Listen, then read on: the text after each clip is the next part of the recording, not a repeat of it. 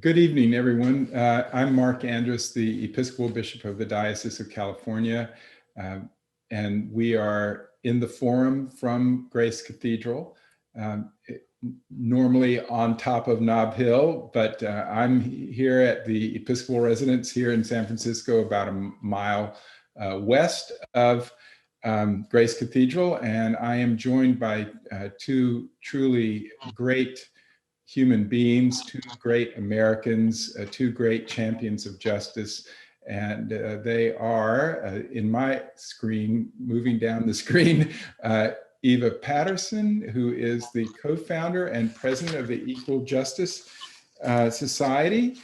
There's a whole giant biography that goes underneath that, but many of you know that. And then on my screen directly below Eva, Clayborne Carson, Clay Carson, who is my dear friend and my teacher, and also beyond all that is the Martin Luther King Centennial Professor of History at Stanford University, and the editor and the person who brought the incredible King paper project to life, multi-volumes, carefully edited, and the King Project and the King Center, all at Stanford. And Dr. Carson has had a whirlwind and marathon at the same time weekend. He's been hosting, I think, over 20 events online in honor of Dr. King over this weekend, and we are very, very honored that both of you have joined in this conversation. I want to give thanks to a person we don't see on the screen, but he may well be joining us, Aaron Grizel, known to all of us, who is the director of the Northern California Martin Luther King Foundation. This is this forum, something that Aaron has been putting together and hosting for years now, and it is always filled with the most substantive, interesting, important guests who are working on some aspects of Dr. King's living legacy that we are honoring today. So we don't have a whole lot of time, so I want to just jump right into it. You both we're contemporaries, the three of us, roughly speaking. And when you were both young adults, you made big life vocation choices that you have stuck with in various ways for decades now. Eva, you in the legal path, and Clay, you in the academic and history path. And I'm interested in that. The theme for today that Aaron has set out for us is justice and hope, those two together. And I want to just ask you each to talk a little bit about the path that you chose, law and the legal world and academics, both those paths and their connection to justice in your young mind when you were setting on this path, because you both were deeply involved in the politics of justice as young adults. That was not something you came to late in life. You have been at this for the better part of your lives. So what was it that caused you to choose those two vocational paths that had to do with the fulfillment of justice? Because I feel quite certain that that was the case. Eva, could we start with you? Sure. The initial reason for my being a lawyer is pretty shallow. I was my brother's lawyer with my parents. Whenever they get in trouble, I would argue for their case for them. And then when I was in high school, I was on the speech and debate team. So I really liked making arguments and making presentations. I sometimes feel like I'm a female Forrest Gump in that I have been in the right place at the right time in many points of my life. I entered Northwestern in 1967, and they just brought in two big groups of African-American students, primarily from the west and south side of Chicago. So they wouldn't let the Black organization meet on campus, so we go off campus, and I started learning a lot of things. I grew up in a military family, and I was one of 10 Black kids in my high school, so I did not have a very highly evolved Black consciousness. So when I was at Northwestern, I started hearing so many different things. Dr. King was assassinated my freshman year on April 4th, and a month later, 100 Black students, including myself, took over a building to get Black studies, a Black dorm, and to deal with a lot of other issues. That summer, I was tear gassed at the Chicago convention. It wasn't a heroic story. I got off at the wrong L stop on my way to buy a dress and ran into all the demonstrators at the Hilton. But that was the radicalizing event as well. So I'm in college, anti-war movement, women's movement, and becoming a lawyer just seemed like the right thing to do. At that time, lawyers were the heroes. You had people like William Kunstler, Howard Moore Jr., other lawyers who were really out there in the vanguard of the social justice and racial justice movement. Also, on a less heroic level, my mother told me, you're going to have to take care of yourself. So you need to have a profession where you can take care of yourself. So it was a number of reasons. It was my liking to talk. It was the moment, the political moment. It was self-sufficiency. And then I got a job at Legal Aid at 88th and East 14th Avenue in Oakland and represented primarily poor Black people. I then went to work for the Lawyers Committee and just did a whole lot of impact litigation. So that's how it started. You said it with a light tone, but that starting out as your brother's lawyer with your parents, that there's something in your spirit, isn't there, that has to do with standing up for people. And you found a path that suited your gifts, and you've used it with such skill and with such dedication. That's really beautiful. Thank you for that. I'm going to be returning to these. We're just getting started. So Clay, how about you? I've read your memoir, and I think it's just riveting, actually. But how would you talk about the choice to be an academic that you've done so beautifully with the pursuit of justice and the repaired beloved community? Bishop Mark, I think that describing my career as these careful choices would be the wrong approach to looking at it. I hitchhiked to the March on Washington. I just on a whim. I grew up like Eva in a military family. My dad was in the military during World War II. He brought us to Los Alamos, New Mexico, and that city, where the atomic bomb was built. And he then became a civilian, but basically doing some of the same work that he was doing in the military as a security inspector. So I grew up away from the movement. I read about it in the newspaper. I used to deliver newspapers and read the stories about the Little Rock Nine and the sit-in students, and it was very exciting to me because that was the news I was getting about Black people. And in Los Alamos, New Mexico, you didn't see very many Black people, so they were kind of my role models, but that was thousands of miles away.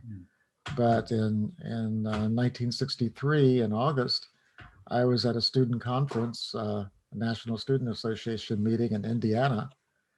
And if you're from New Mexico, Indiana seems well, that's not that far from Washington. And I should be able to get a ride over there.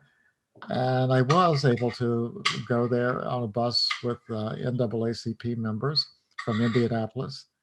And I arrived there that morning, not knowing a soul at the march, and yet that accident of history, I think it shaped my life. I mean, maybe it would have happened later anyway, but at that student conference, I met a guy named Stokely Carmichael, and he was not famous at all, but he was just a student from Howard University, and he was already working in the movement. And I remember when I told him I was going to go to the march, he said, why go to that picnic? We come and join us in, I think he said Cambridge, Maryland, or Albany, Georgia, or someplace like that. And, I couldn't quite get around to telling him that going to the march was the most radical thing that I had done in my life. And in fact, I didn't tell my parents I was going to go. So they only found out after the fact that I had gone. They would have told me not to go. Um, so when I think back of the course that my life has taken at that stage in my life, I was a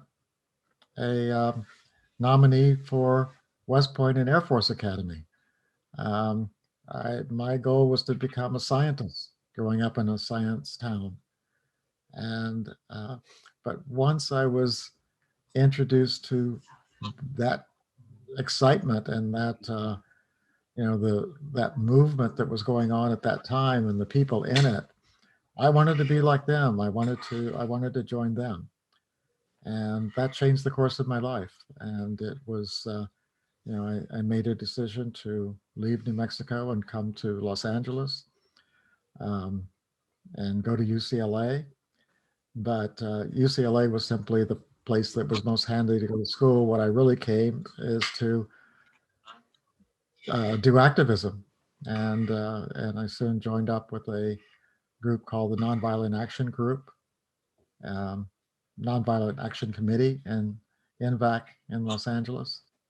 And that really shaped my life. It determined who I became friends with, many of the choices I made, so that going to college was kind of, if I didn't have time for other things, then I could go to college and take classes.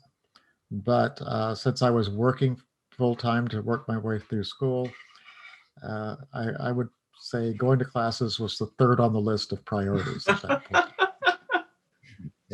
And it took a while before I made that decision to become a historian and a scholar, and partly because during the 60s I wrote a lot about the movement. I started writing articles for the LA Free Press, which was then called an underground newspaper.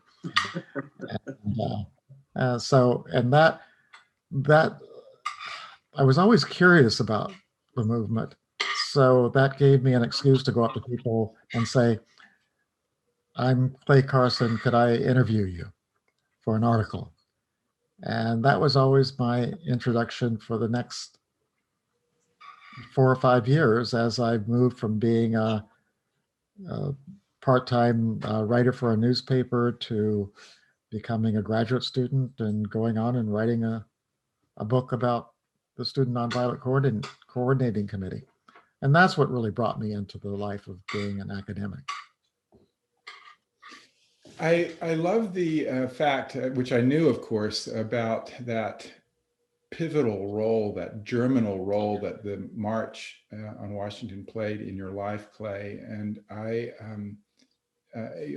Eva and I were just talking just before the webinar began about the fact that Sheila and I were in the virtual audience that saw Eva induct the Speaker of the House, Nancy Pelosi, back into her role this last weekend, and how inspiring that was. And of course, she was there too.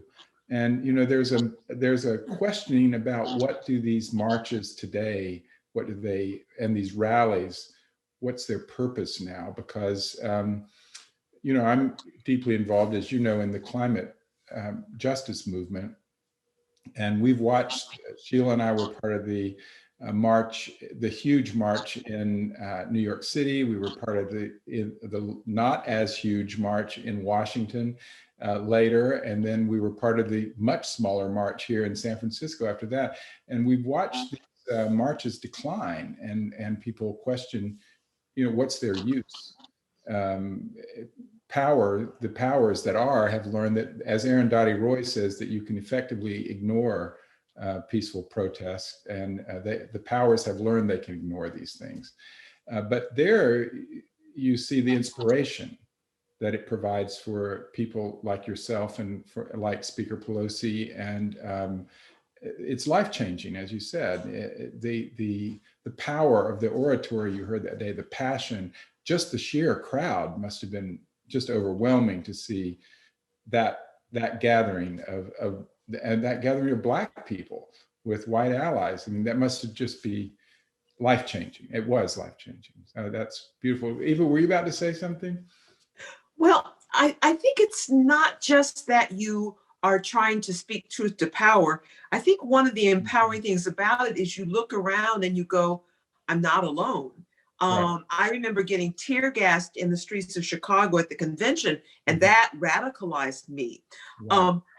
And also, it's not just the people who were there. I didn't march after Trump was inaugurated, but I was completely blown away seeing all those people out in the street. And you feel like you're part of something bigger. And then because we're in a spiritual setting, I think there's a spiritual sense to it as well. You're energetically connected to people. And one of the things, I hope I'm not being a bad guest, but one thing I hope all the people watching this will do is pray for our country. I mean, absolutely. We're at a very pivotal moment.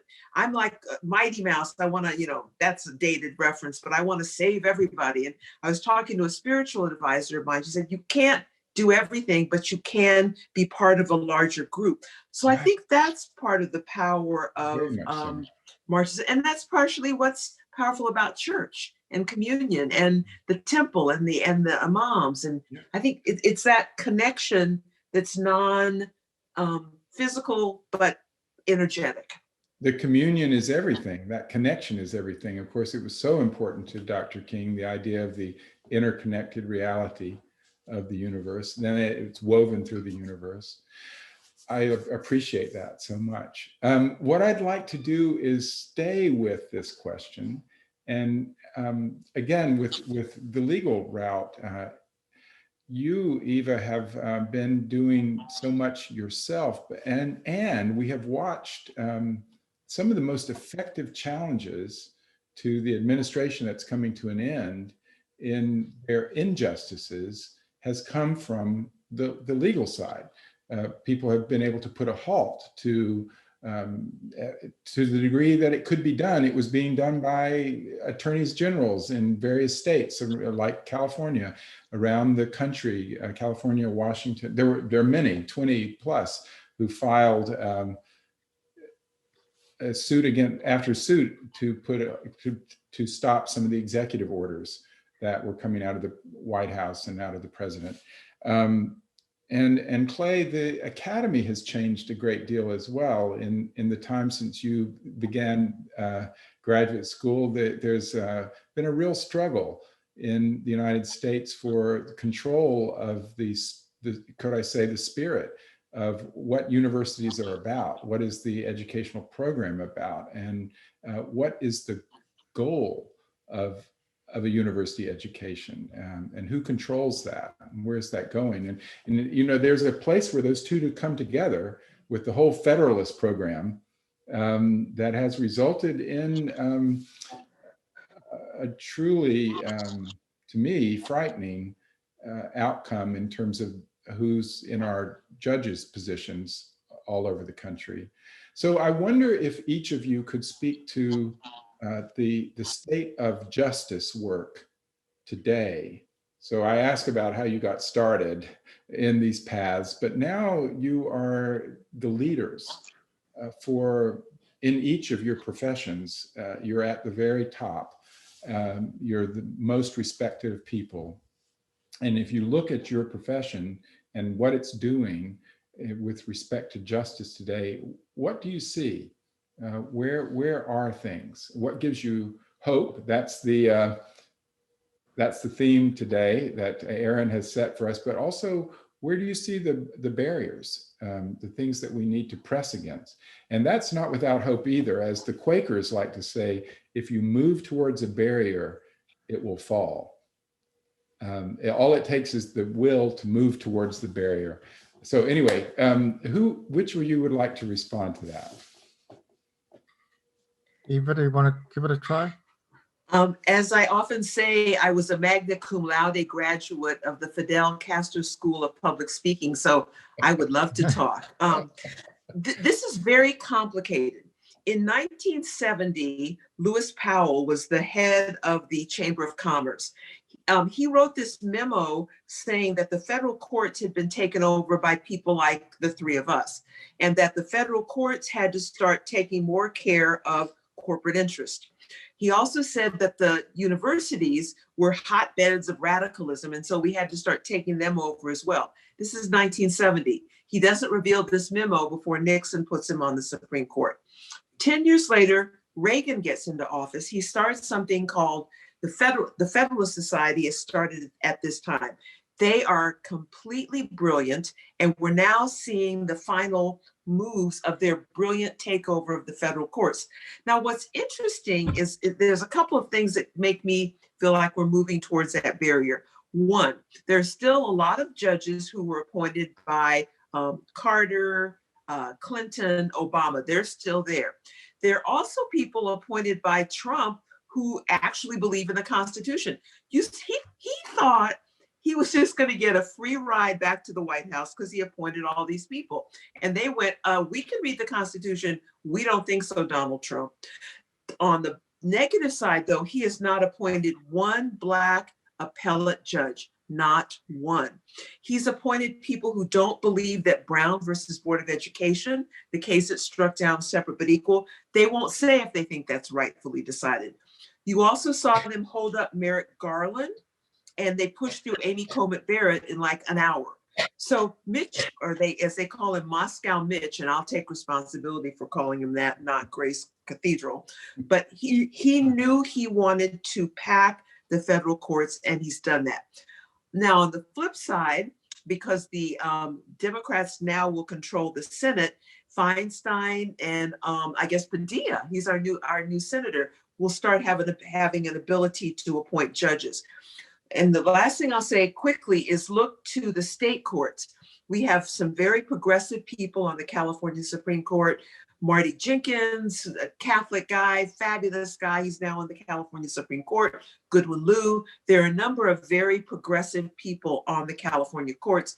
And also a lot of people I know, I'm in a band with a judge. There are good people who were civil rights lawyers, public defenders, and the like, who are in judgeships in California. So I have a feeling that I'm going to get as much out of this today as anybody else is, because I like that idea of moving towards the barrier. Because as I went to law school to practice in the federal courts, and what I'm seeing now in terms of the judges that have been appointed is horrifying. On the other hand, to a person, they said, Trump, get back, get out of here. So that's my take. That's beautiful. Thank you. Thank you so much. Clay, what about you? What I would add to that, and I think Eva would probably provide more information on this, is that the whole notion of the Federalist Society about originalism is a very dangerous notion. You know, that it makes the assumption, which some Americans have, that the Constitution of the United States was this wonderful document that was created by inspired people inspired by God, and that rather than something that has had to have, what is it now? How many amendments? Many of them very serious amendments to the Constitution in order to survive this long. But if you look at something like the Dred Scott decision, which was that Dred Scott was a slave who left the South, and the Supreme Court took up the case. It was one of the important cases that led to the Civil War. And he, the Supreme Court basically said that he could never really become a citizen simply by moving to free territory, because the notion of racial equality was not in the minds of the people who wrote the Constitution. Mm-hmm. Of course it wasn't. You know, many of them were slaveholders. They did not believe in racial equality. So if we really had that document from the that notion of going back to the original intent of the framers of the Constitution, this country would still be in slavery. Women would be second and third class citizens. There would be no end to the assumptions that we make about American democracy today. Mhm. I think that that's why one of the things that I find interesting is that anyone who reads American history and reads it and understands the way it actually unfolded would understand that going back to the original intent of people 200 years ago is the last thing we want to do in this nation. And we would have to recognize that this nation was founded. The way I look at it is that I wanted to write an article that Trump was right. The electoral system is rigged. And let me point out the ways it's been rigged for the last 200 years. Yeah. And then we would get to the truth of it, that every election is rigged toward conservatism. Every election, and this is a way of making that legally binding, that we will never move away from the attitudes and values that guided people 200 years ago. And that will be embedded in our law. And it's a very dangerous, undemocratic, and really historically inane idea. Other than that, it's okay. We'll live with it. I just like to riff off something that Clay said, talking about the originalism. And Clay will know more about this than I do, but there was that fabulous 1619 project out of the New York Times, basically talking about what the country was like when it was started, that people were enslaved and the like. And so you had Trump issuing this executive order, which I'm sure will be rescinded by Thursday, basically saying people can't teach that. You can't say that there was racism at the beginning of the country. And then I don't know if you saw today, they've issued something called the 1776 Project or something of this sort, saying just to say that America was founded in racism undercuts our majestic country. And so it's not lost on me that a lot of those people in the Capitol were white supremacists. They had Confederate flags. I don't know if you saw them reenacting the murder of Mr. George Floyd on the steps of the Capitol. And they had a noose, which is a horrible symbol to many of us. So you've got these competing alternative realities about a lot of things, but certainly about race in America. And one of the things I'm struggling with, and I don't have an answer to this now, is how do we get to people who think that talking about the fact that the founders owned enslaved people somehow is a bad thing for our country.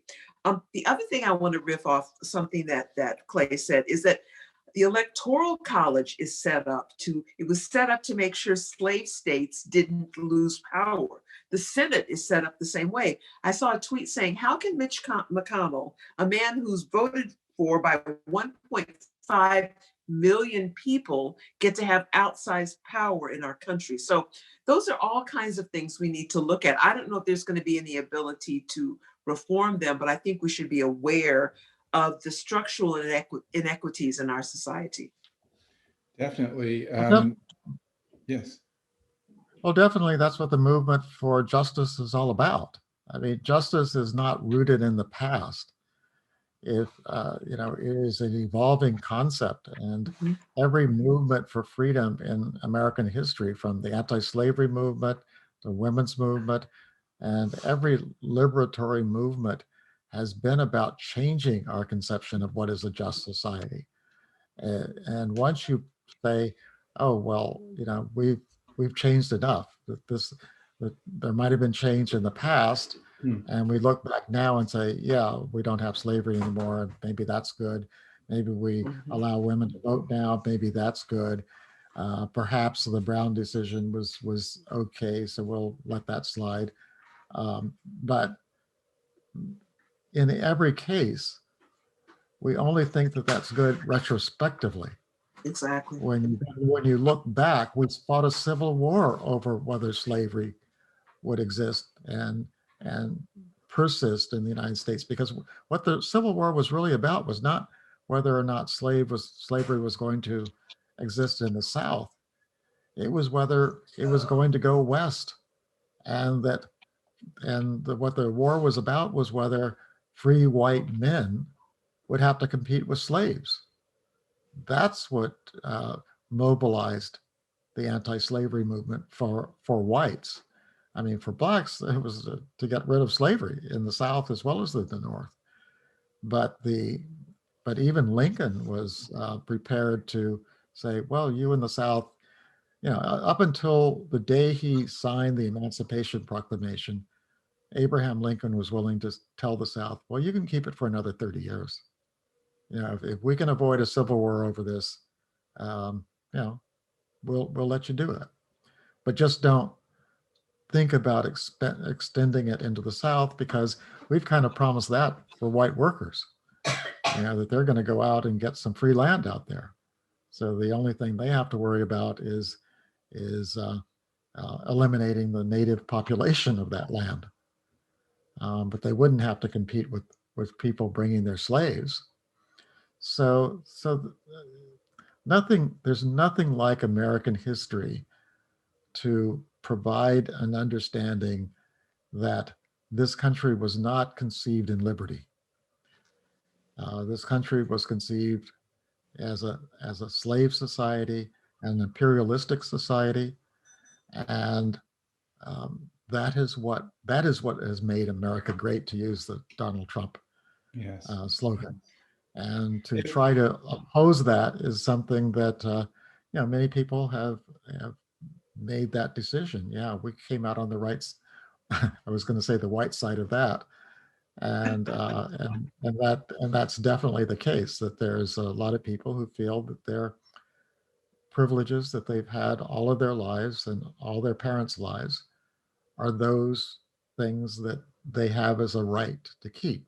Those are inalienable rights. Yes. I was at the climate summit, the United Nations Climate Summit in Katowice, Poland, I guess 2.5 years ago. And that's very close to Auschwitz. And so I took the opportunity, many thousands of the climate activists and negotiators from around the world who were there, took time out from that very important, very involving summit to make their own pilgrimages to Auschwitz. And I went twice during the 2 weeks we were there with our delegation from the Episcopal Church. And again, with Tom Steyer, our Bay Area friend here. The best. Yeah. And I bring this up because I had already begun to learn about what Germans call cultivating a memory culture. And that means not venerating the memory of what has gone on before, but not erasing it and hiding it either, and becoming transparent to the facts of our history. And there are really interesting instances of how Germany has not tried to valorize or venerate the signs of the Nazi past, but have also not tried to hide from it. And I could tell you some of those, but that seems to me to be part of the project that we need to be in, and it's a history project, but somehow that is accessible to everyone. A memory culture, being a memory culture, isn't dependent on being elite culture. One doesn't have to be highly privileged to be able to access the memory, shouldn't be, to access the true memory of who and what we are. Which leads me there's another little thread between the two of your biographies that I think has to do with this hope part. But I'd like to, it's a general question, but I'd like to focus it on the fact that in the description of Eva, your organization, Equal Justice Society, it says, transforming the nation's consciousness on race through law, social science, and the arts. The arts. The arts. And Clay, I know that you wrote and it was produced a musical play as well. That's true, isn't it? Yes, right. Yes.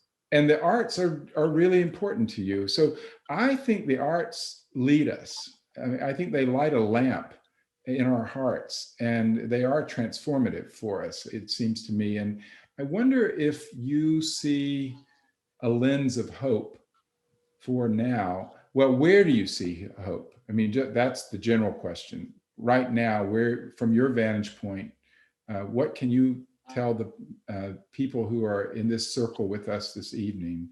Where do you, both you great leaders, see hope? But I wonder also if inside that question, the question of how the arts transform our hearts and give us hope might be something you would address too. Clay? Well, yeah, I mean, one of the reasons why I wrote the play as a musical play, even though I have no musical talent, but it was essentially a way. Music is a way of getting around the rational part of your mind, to let something slip in that has a different kind of appeal, even when your reasoning function is saying, I don't want to hear this, or I don't believe this, or whatever. And that was particularly important when I took the play to China, to Israel and the West Bank. And so I was basically saying to Chinese people, here's this play about Martin Luther King. And, in the case of China, Mao said some good things about Martin Luther King. And there is that sense that he was someone who fought against American imperialism. And he's basically a good guy. So, but there's not a sense that it applies in any way to China. But having a gospel choir there, they couldn't even understand what the gospel choir was saying.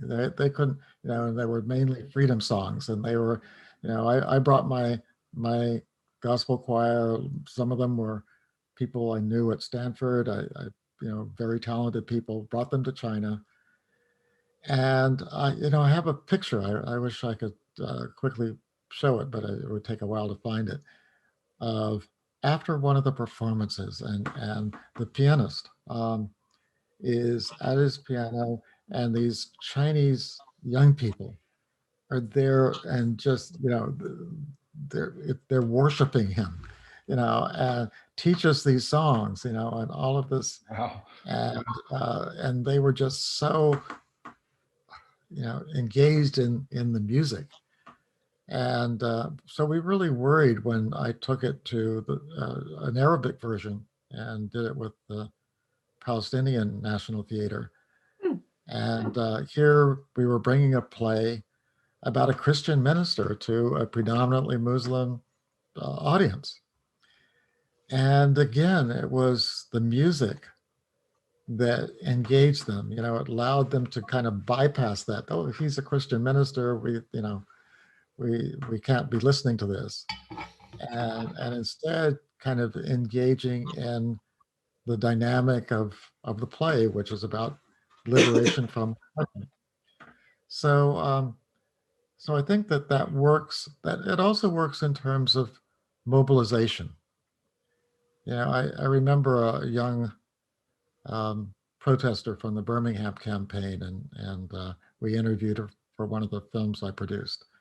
And it was, she was saying that when she was, this was when she was 15 years old, and she's with this crowd of young people, teenagers, marching down the street into the Edmund Pettus, into the Kelly Ingram Park in Birmingham. And they know that they're going to confront these police dogs, fire hoses, all that sort of stuff, going to jail. And she was saying, I didn't know whether I had the nerve to go on. But the people on either side of me, they were singing. Oh, wow. And after a while, I grasped their hands, and that got me through. That got me through the fear. Oh, beautiful. That they were with a group. So I think that it has that. Again, that's kind of bypassing the rational part of your brain, that you're going to get beat up, fire hosed, and maybe thrown in jail. But you have that sense of community, that I'm with other people. There's truth in that. It's not that they're being emboldened to be kind of fantasist and stupid. Instead, they're opening themselves to a truth about the way the universe really is, deeply interconnected, bound by love to each other.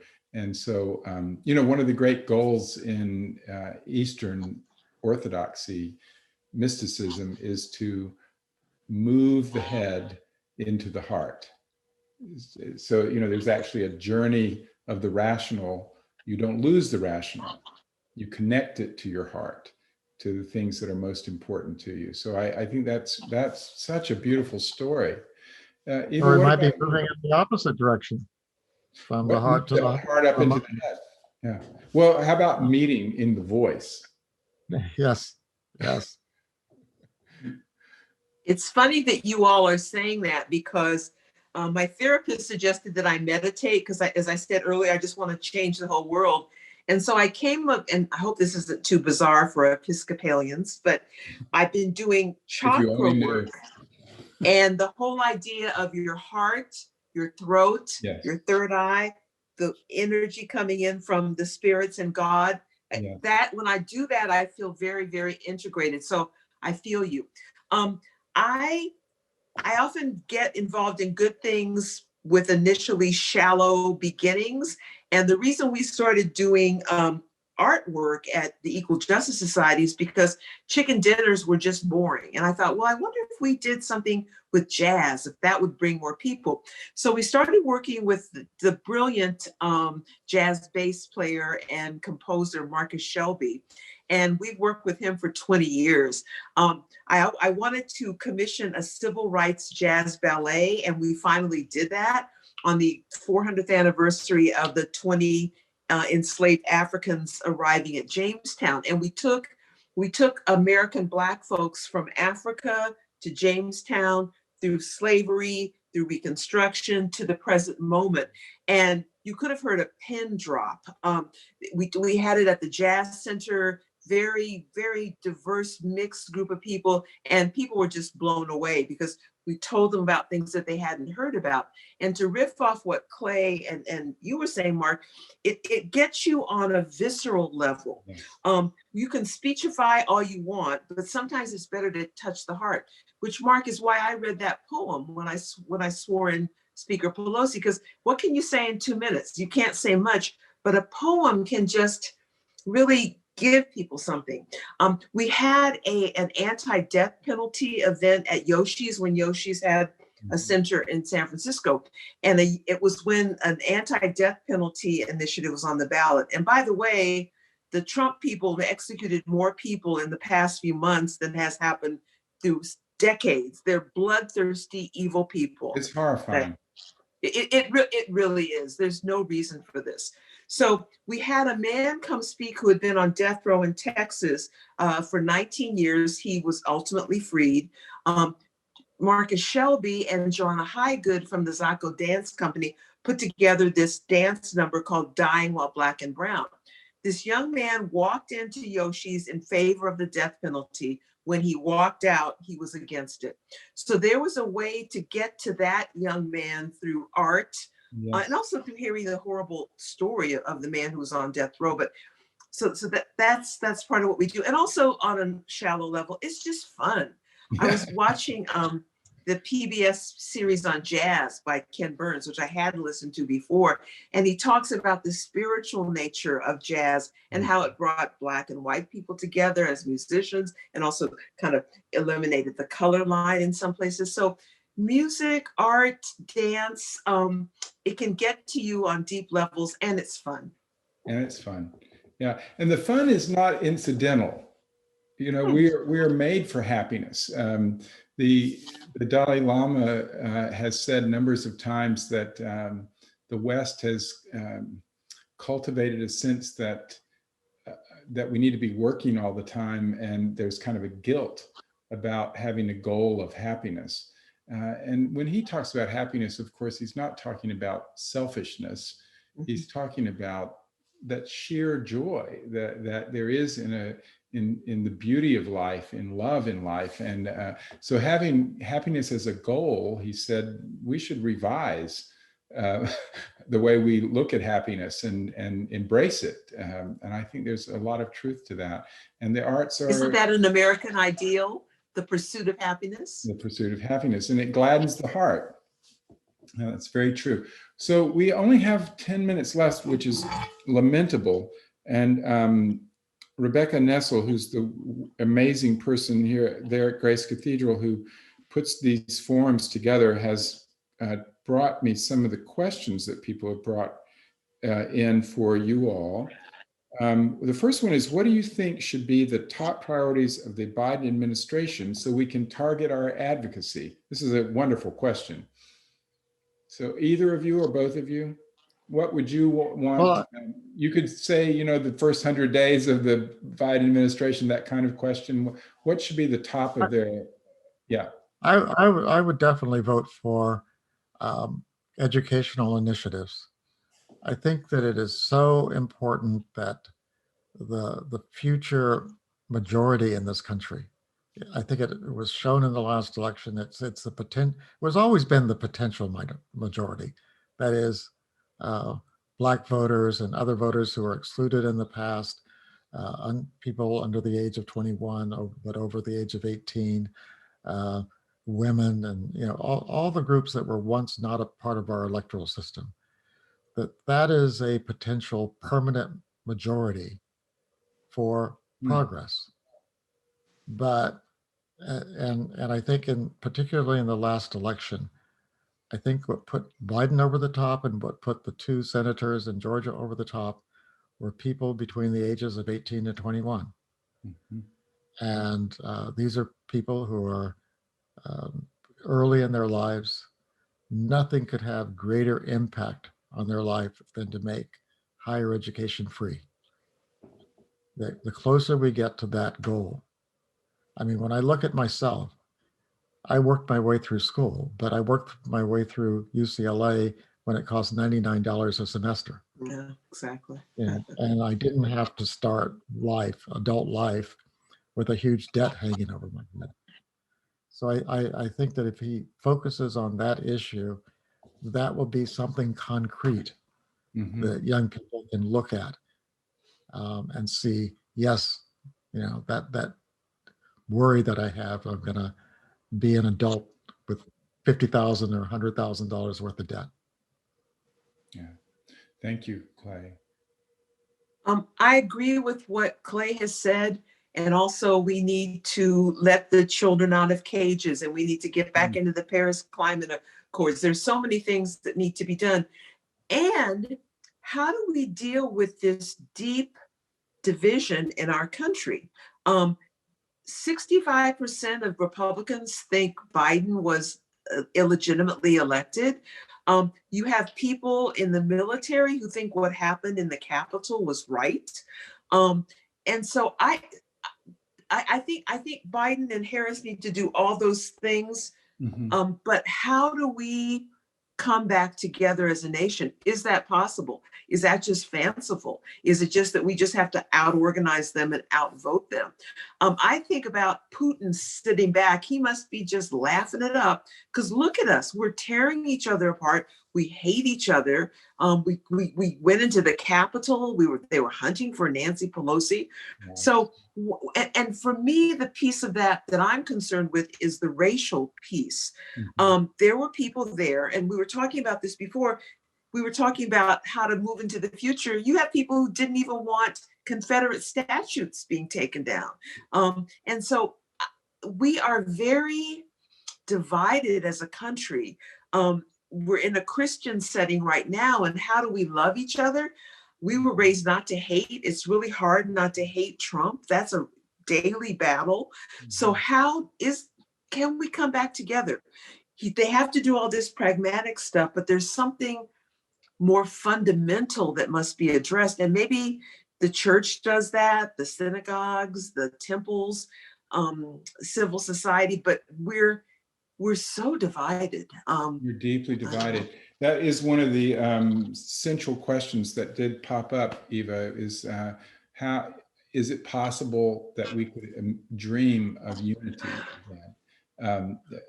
One thing, for the first time, a real unity that's not based on accepting structural injustice. I'd like to say that I want to hear both of you, but I have to believe that it is possible. Again, moving towards the barriers and they will fall. If I accept it as a reality, for sure I can't change it. You know, if I just accept that as the given, that the country is just deeply divided and that's just the fact and we're going to have to live with it or die with it. I don't think I can do that.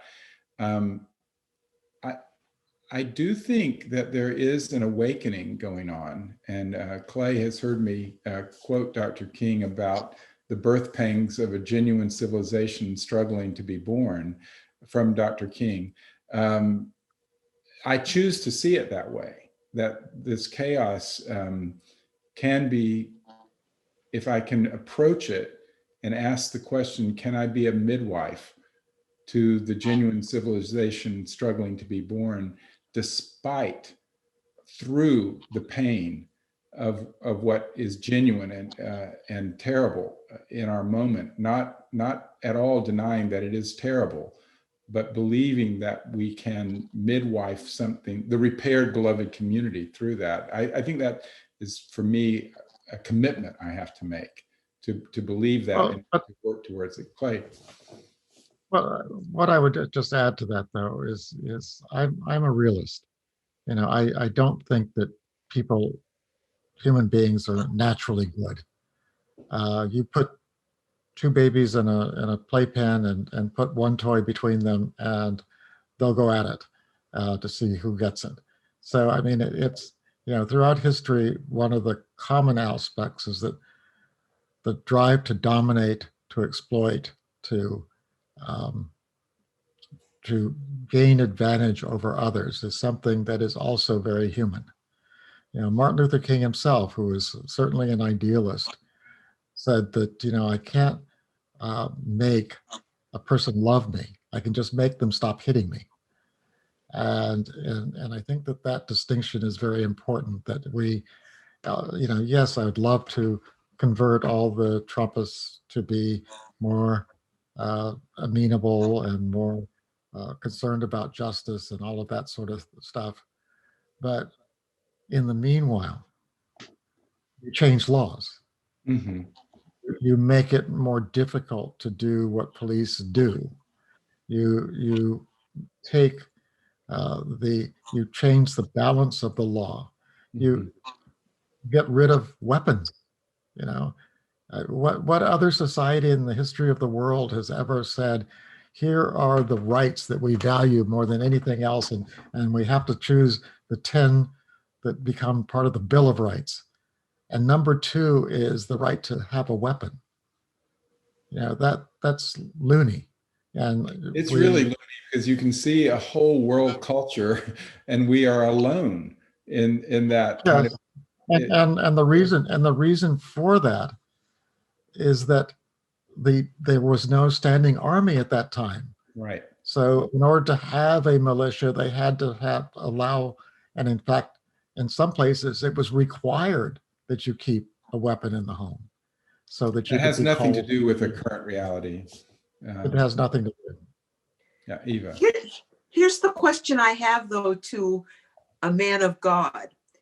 I believe there's evil in the world. I really believe there's evil. And so how can I come into communion with someone who thinks I am inferior, with somebody who is a white supremacist? And that's what I'm struggling with, because in my soul, I'm a kumbaya girl. Let's all come together and hold hands. I do check-ins and stuff like that. But I don't know that I can come together with somebody who hates me, or somebody who wanted to kill Nancy Pelosi. So and I don't have an answer. This is what I'm struggling with now. I'm giving myself a timeout till after the inauguration to see if we get through that. And then I want to talk with like-minded people about what we do. I don't know. I really don't know.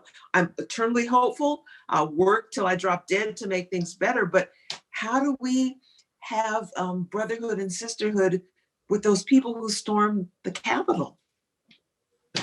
Eva, again, I would make the distinction between trying to change their minds and their hearts and enforcing laws. Right. I'm with you. And I think that's at the heart of it, is that, one of the problems with police misbehavior is that the law is set up so that they essentially have immunity to things, criminal activity that anyone else did it. If anyone else accidentally went into the wrong apartment and shot and killed someone, they would be punished for it. If it happened to anybody else for any other reason. Yes. But we have set up a system of law that grants immunity to people who kill in the name of the law. Agreed.